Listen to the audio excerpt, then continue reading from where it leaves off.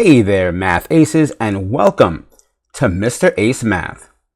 So this lesson is on how to find the GCF. And in case you don't know, GCF stands for the greatest common factor. And here's our lesson breakdown. You'll find this same exact breakdown in the description below with timestamps to each part of the lesson. Feel free to click on those timestamps to go to wherever you need most. First, we'll go over again what exactly GCF is. After that, we'll go over 3 different examples of how to find GCF. After those 3 examples, we'll have the pause and practice. These are questions that you can try on your own to see if you learned from the previous examples. After the pause and practice, the answers will be revealed, followed by the reflection. And the reflection is just a recap or a review of what this lesson was about. But in order to be successful in this lesson on GCFs, you have to make sure that you know the following.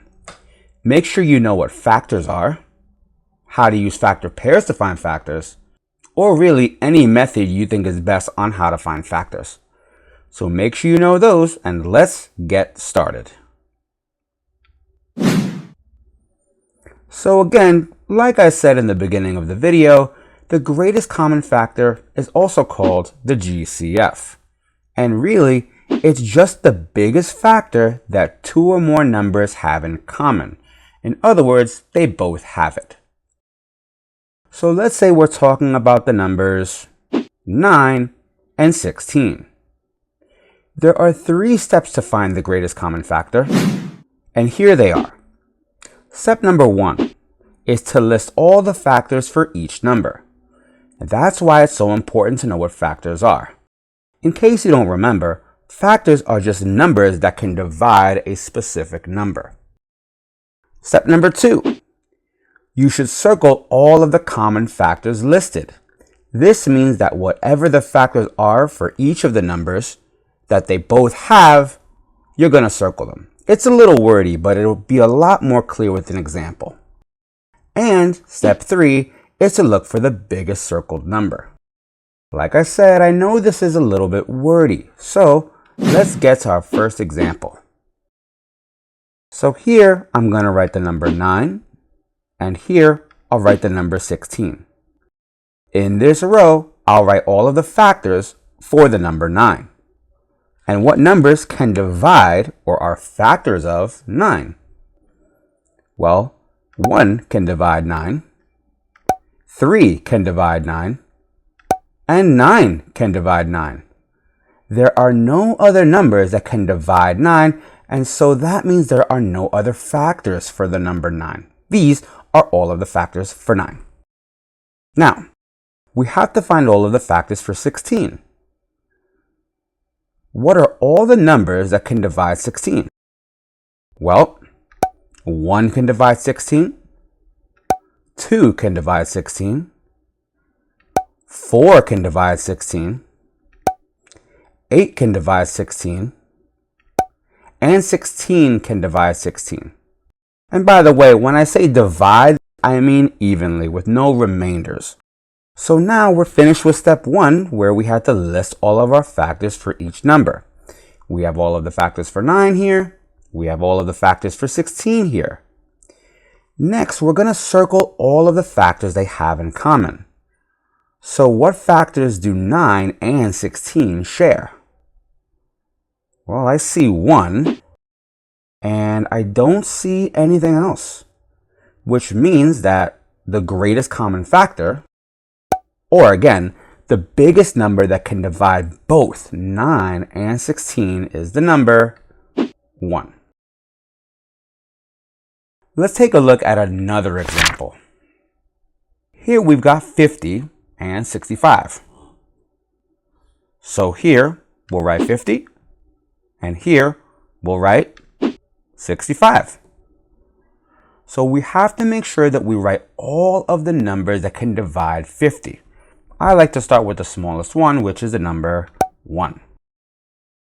Then 2 can divide 50, 5 can divide 50, 10 can divide 50, 25 can divide 50, and 50 can divide 50. These are all of our factors for 50. For 65, 1 can divide 65, 5 can divide 65, 13 is a factor of 65, and 65 is a factor of 65. And these are all of the factors of 65. So now that we're done writing all of our factors, the next thing is to go and look at the factors that they both share. Well, both of these numbers can be divided by 1, and I also see 5. But now that we have more than one thing circled, we have to look at the biggest one, because it's called the greatest common factor. Greatest meaning the biggest.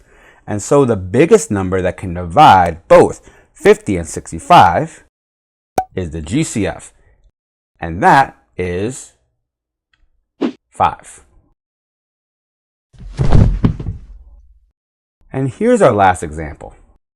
Here we'll write 75. Here we'll write 90.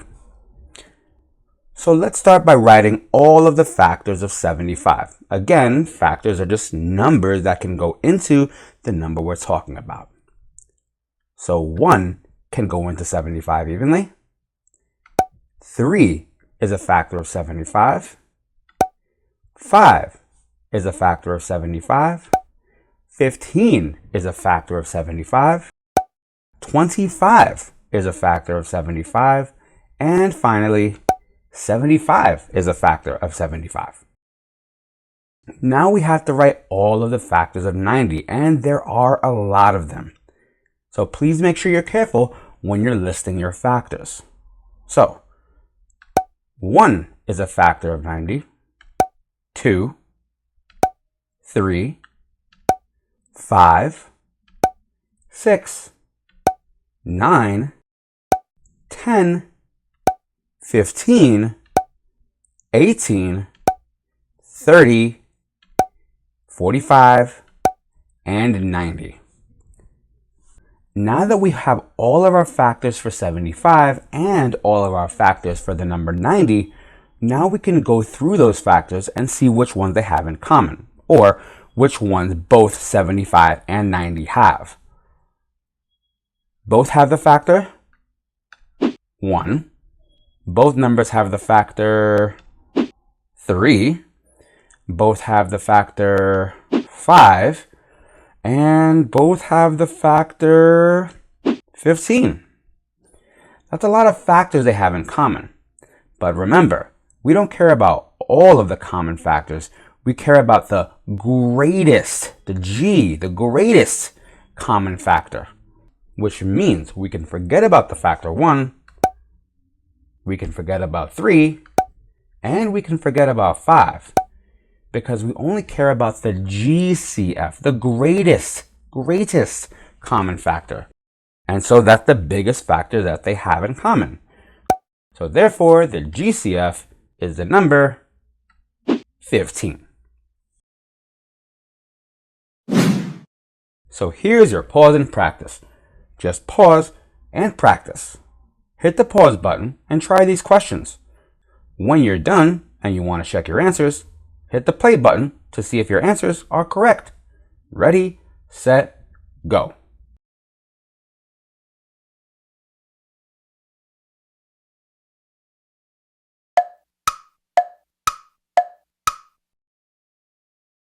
So let's take a look at our answers.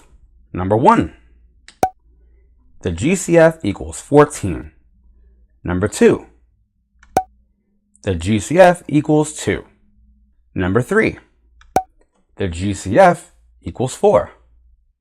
Number 4, the GCF equals 25. Number 5, the GCF equals 7. And number 6, the GCF equals 6. So how'd you do, Math Aces? If you got every single question correct, I want you to type pause and practice pro in the comments. And if you only got one wrong, you gotta share this with a friend. So let's reflect on what we've learned today. A number that goes into another number without a remainder is a factor. The largest factor that two or more numbers have in common is called the greatest common factor, also known as the GCF. The 3 steps to finding the GCF are: 1. List all the factors of each number. Number 2. Circle all the common factors listed. And number 3. Look for the biggest number that you circled. So there you go, Math Aces, everything that you need to know about greatest common factor, also known as GCF. I hope this was helpful. Thanks for watching, and I'll see you in math class. Don't forget to like, share, and subscribe. Questions? Comments? Leave them down below. And thanks for using Mr. Ace Math. Don't just pass math, ace it.